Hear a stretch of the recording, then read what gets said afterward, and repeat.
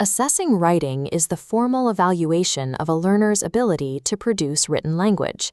The bottom line is that writing ability scales from basic letter formation to complex essays. Because these tasks vary so widely, every assessment requires a specific prompt and a structured scoring method to remain accurate. In practice, writing is difficult to isolate.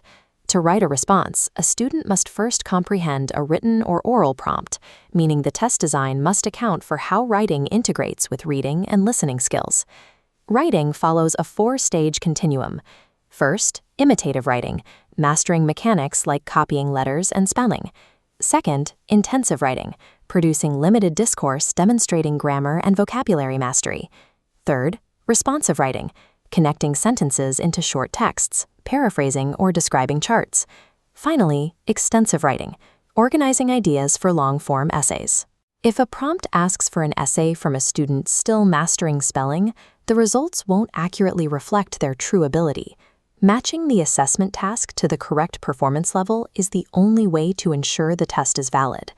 We can further refine assessments by comparing micro skills and macro skills. Micro skills cover the mechanical foundation, producing correct spelling, word order, and grammatical forms like tense and agreement. Macro skills involve the structural execution, focusing on logical connections, rhetorical forms, and strategies to reach an audience.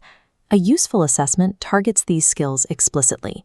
Instead of a generic grade, the test should measure either the micro-mechanics or the macro strategies, based on the learner's needs.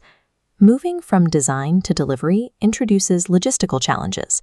Instructors must ensure tasks are authentic to real-world writing, navigate the difficulty of scoring creative work, and manage strict time constraints.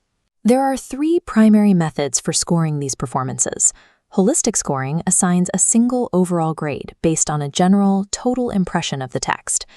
Primary trait scoring is more narrow. It grades the text based on whether it achieves one specific goal, such as how effectively a student persuades a reader to take an action. Finally, analytic scoring breaks the grade into separate subscores. This chart shows how one performance can provide distinct data points for content, organization, and mechanics. The chosen scoring method determines the specific feedback the student receives. This makes the rubric as influential as the prompt in guiding the learner's next steps. Effective writing assessment aligns the task level with targeted micro or macro skills, then applies a scoring method that yields useful feedback. This video is brought to you by the IELTS Focus, an English center specializing in IELTS preparation.